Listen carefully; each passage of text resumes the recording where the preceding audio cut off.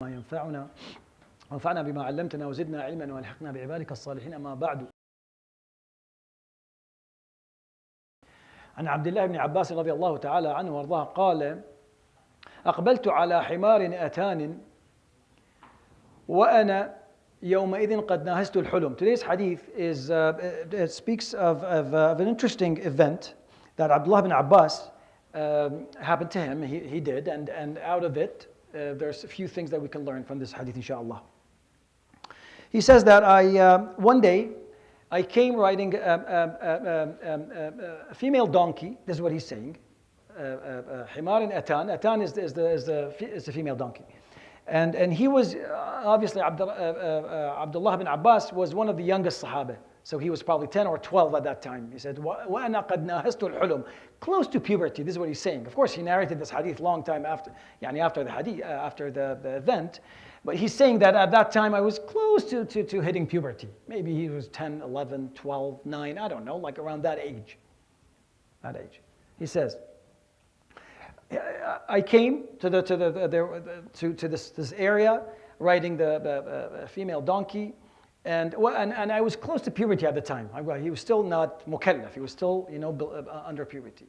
ورسول الله صلى الله عليه وسلم يصلي بمنى إلى غير جدار.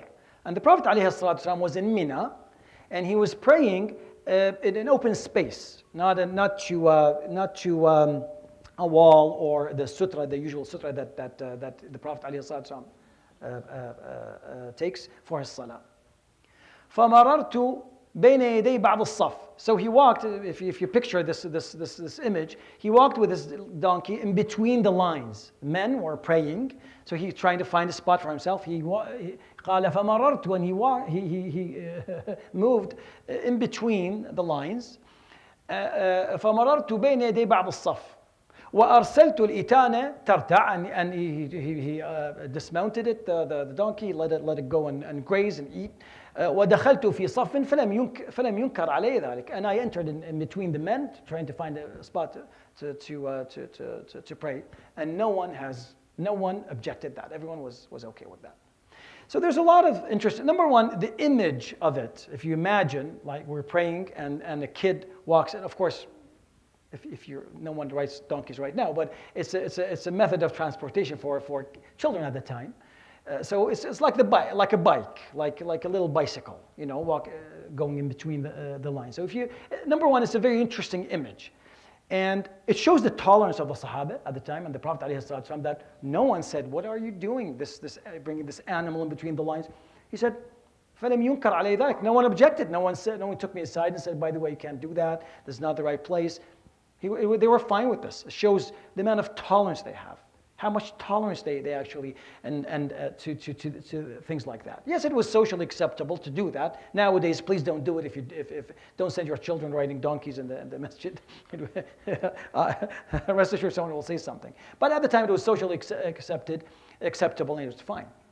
So, but the point of the hadith is not this. The point of the hadith is that he said that he walked with his animal in between the lines. So as you know, and I see this a lot, when you pray, you have to have the sutra. Sutra is an object or something that you put in front of you to mark your prayer spot, right? This is where I'm praying. Yeah, and when you pray on this prayer mat, this is my space. This is what you're telling everyone. This is my space. This is where I pray. So there's three types of sutra. If you're praying by yourself, then you have a sutra. You see the masajid has always lines. This line is actually the sutra for you. The end, I can walk in front of it, but I cannot walk behind it in front of you. If you're by yourself, you have a sutra. The imam has a sutra. But the ma'mum, those who are being led, they don't have sutra. Their sutra is the imam. And this is the point of this hadith. So in Ramadan, if you're stuck there and you need to go to do something, go to the bathroom, to redo your wudu, or you can definitely, during prayer, walk in between the lines. Because those who are praying behind the imam, they don't have, their sutra is the imam's sutra. And I'm mentioning this hadith because a lot of people pray on this side of the masjid, right? And they might feel a little bit, they don't want to walk, they wait for 15 minutes long 2 rak'at, they're pretty long in Ramadan. They just need to leave to do wudu or to do something, they urgent. So you can definitely do that in between. During congregation, during jama'ah, right? In front of one person, you can't do that. Now, what happens if someone does it?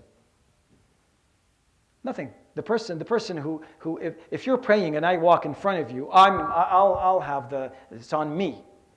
It's on me, like that. What do? I see some people go out of their way to push and do all that. You really don't have to do. Your job is to mark where your prayer is, to put your sutra, to put your line, and then after that, if you walk, then if I violate this, it's on me. But also, I would like to mention something. This is true when you're praying in a spot where prayer is acceptable, is allowed. I see some people pray. The organization of this masjid is a little bit different because the entrance is from not from the back. So you see a lot of people pray there, and this is not a good place to pray your sunnah, your after prayer. It's not a good place because this is where this is the entrance and the exit.